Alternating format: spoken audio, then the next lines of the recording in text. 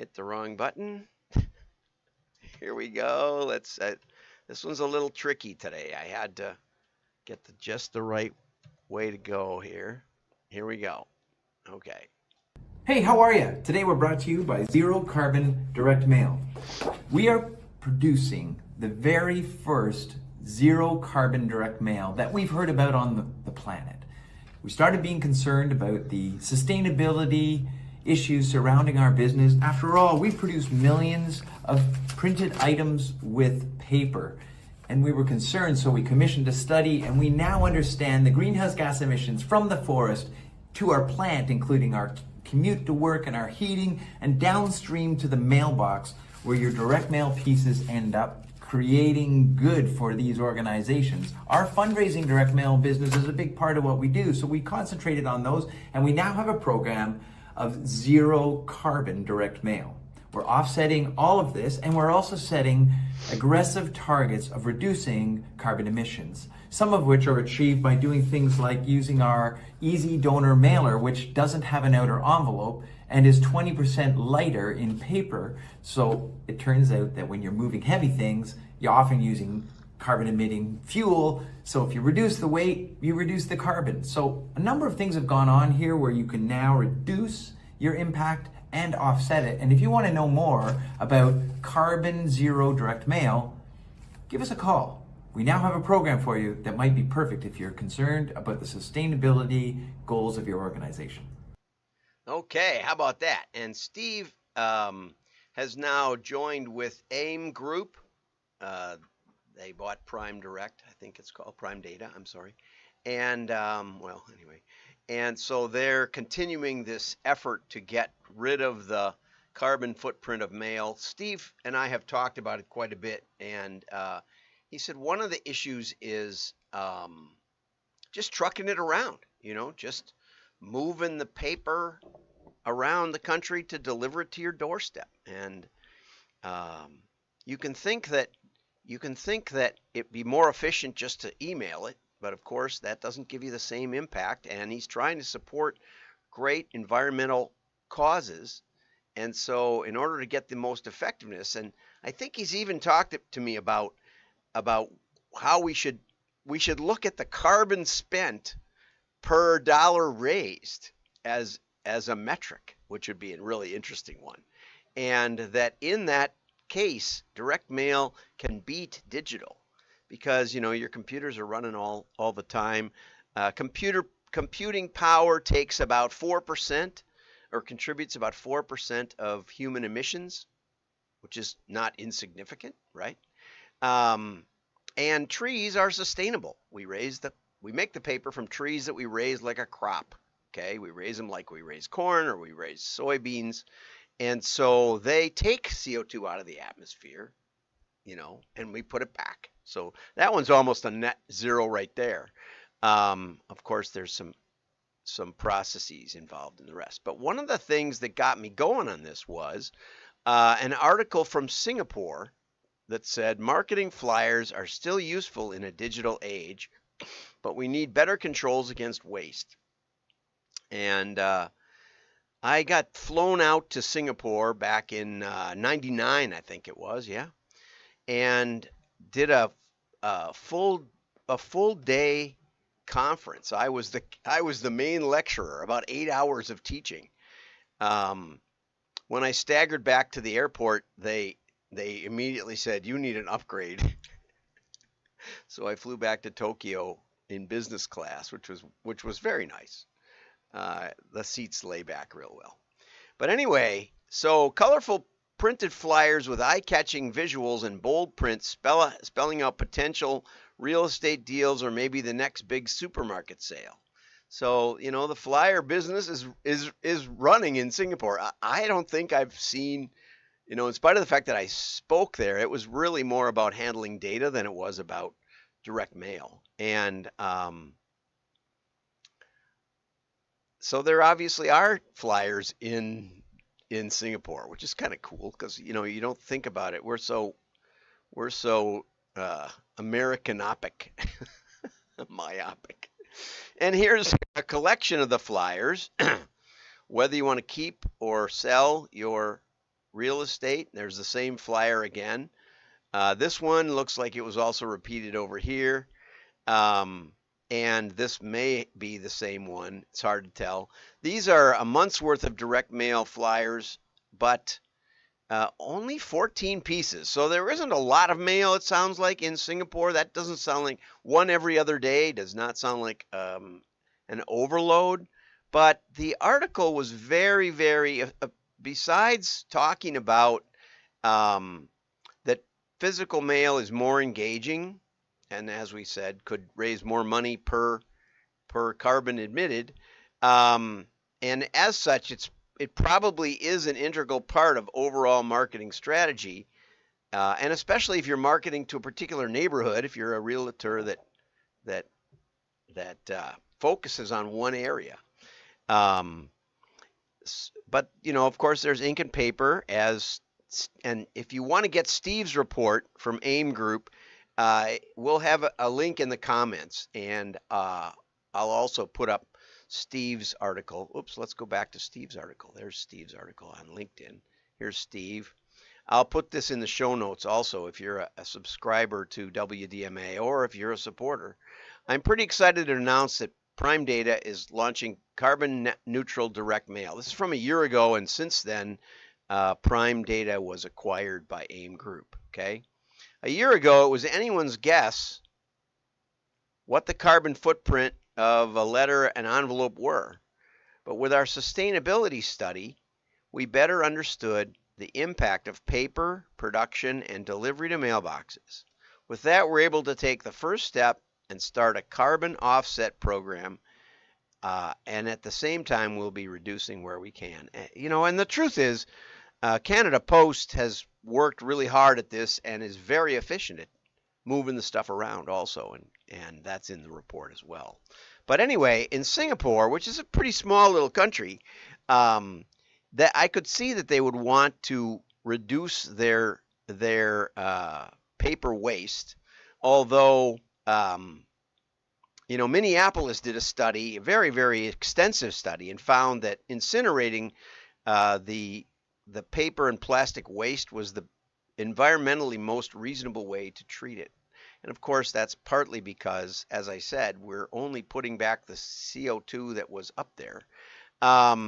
So the author goes through that Sing Post operates a bulk mail system called advertising ad mail, even if you and that they're paid to deliver the flyers. Okay. There's also a way you can get a sticker that they'll put a sticker on and say they don't want ad mail. You can get an orange no ad mail sticker. And but then some people have gig workers distribute flyers directly to the doorstep of each flat.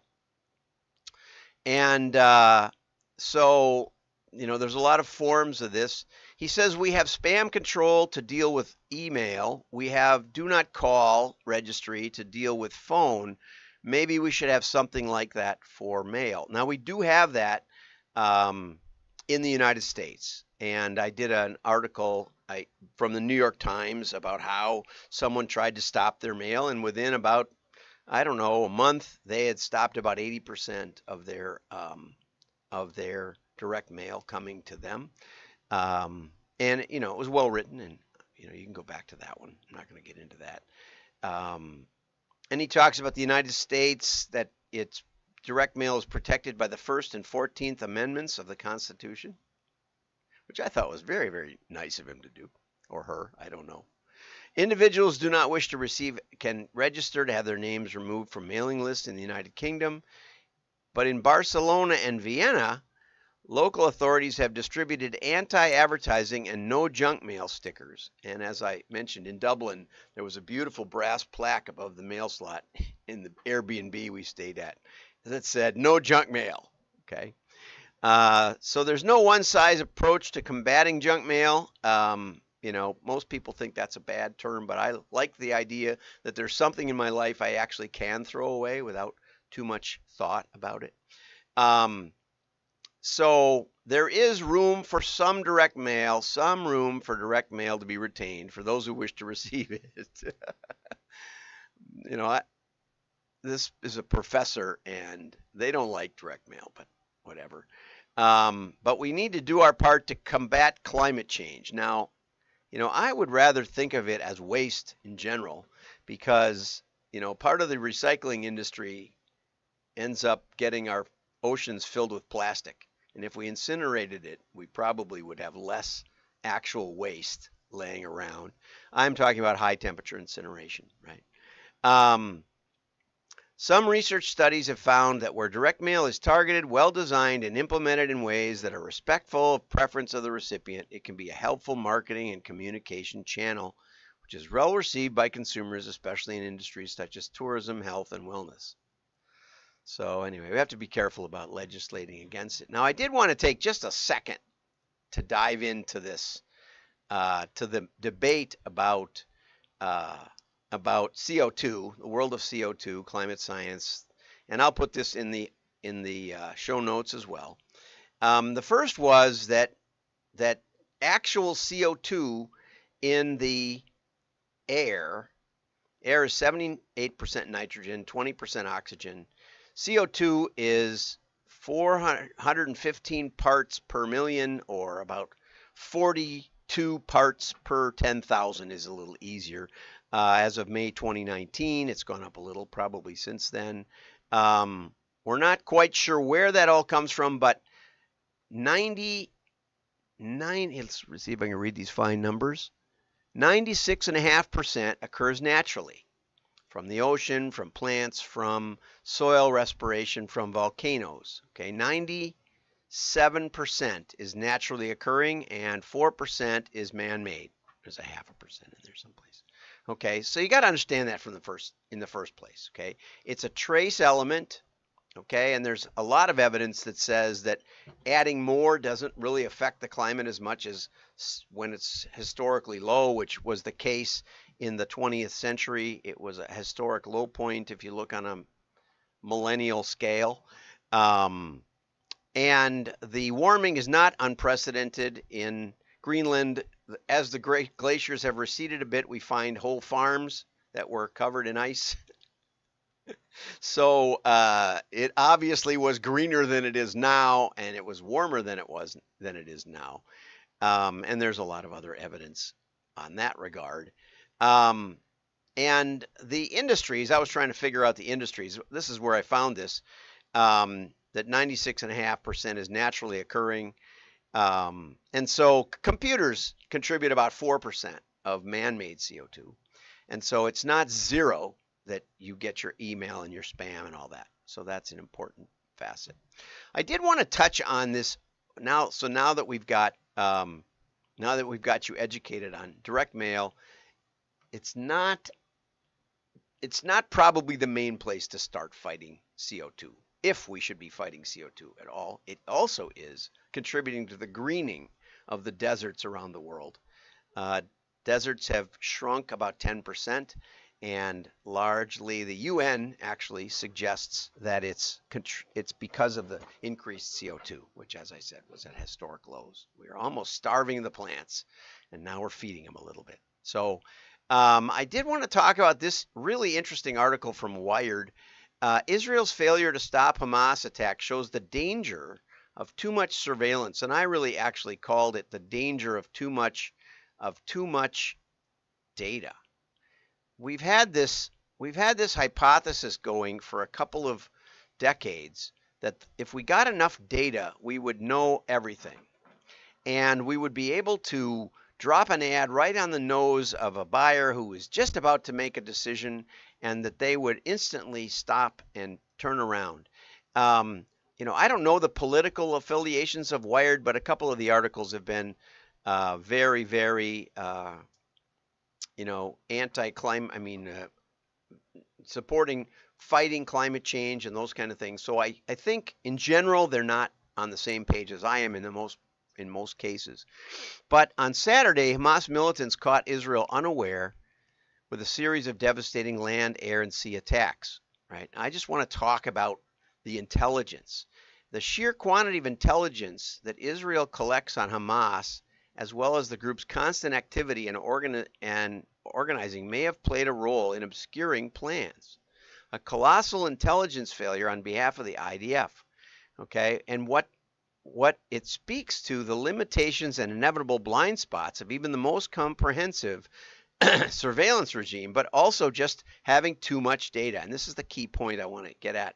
When you have a fire hose of intelligence streaming in from an array of sources, when the climate is fraught, as in between Israel and Palestine, the challenge is organizing and parsing the information, not gathering it. And I would say that's the situation that we have in digital advertising. We think that more data is better. We think that a browsing history, keeping track of every website that I go to, you wouldn't believe the diversity of my website viewing, will tell you that I need a new pair of loafers. You don't have that piece of data, right? You don't, unless you're parsing this. And even then, you don't know the brand that are on my feet right now. eBay might, but you don't. And so no matter how much data you get, you don't know where I'm at right now. You don't know if I can fix them with a little rubber cement or shoe goo. And my brain works like that. So intelligence in an environment like Israel's isn't finding a needle in a haystack. It's finding a needle. It's finding the needle that'll hurt you in a pile of needles. That is really profound. Okay? Essentially, what Williams is saying is that they're all even if you're surveilling everybody, if they're talking about credible threats all the time, you can't be on a state of perpetual alert. Okay? Israel can't respond with force to every threat, even every credible one. They'd be on a heightened state of alert or actively engaged all the time, and that's probably actually worse for security. Okay, interesting and excellent article by Wired.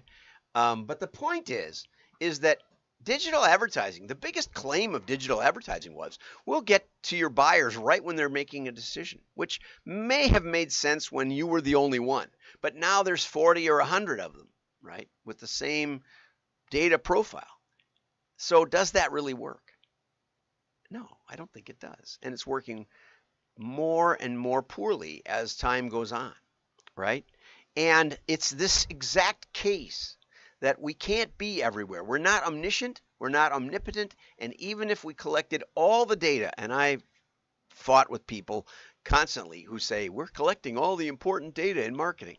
No, you're not. In fact, no medium even gives you the engaged non-buyers, the buyers who actively looked at your ad, thought about your ad, and decided not to buy, which is the most important foundation to build machine learning data sets with, right? The engaged non-buyer. TV doesn't give it to you, outdoor doesn't give it to you, digital doesn't give it to you. Okay, so you're missing a the biggest piece that there is. It's bigger than the buyers. When we did prospect modeling, we learned more from the engaged non-buyers than the buyers because there were so few. Out of 50,000 zip codes, even with mailing 500,000 pieces at a time, out of 50,000 zip codes, only 20,000 were mailed at all. And out of that, only about 2,000 had any responses, and about 80% of those were one order per zip code. So now you're going to get geodemographic profiles of those neighborhoods, and it's going to tell you something? Not really. We learn more by looking at the zip codes where we mailed 100 pieces of mail and didn't get an order, or 10, or 1, But we could find the real stinkos, and that's what we were really looking for. It's often easier to profile the non-responsive areas of your file than it is to try to look at the buyers and decide how to find more like them. So there was some information ahead of this, but it wasn't sufficient. It wasn't given sufficient consideration, and it was misunderstood. And that's the way your house file is. That's the way your customer base is. It needs to be set up in highly controlled, variable isolation experiments to see the incremental lift of changing one thing or changing another thing over time. It can be done. That's what direct marketing is about. But it isn't done. We take the fire hose approach and figure out that if we have enough data, we'll know something. And Not only could nothing be further from the truth, but it actually is counterproductive, as we saw, I think, just recently. Have a great day. Think about that. Like and repost your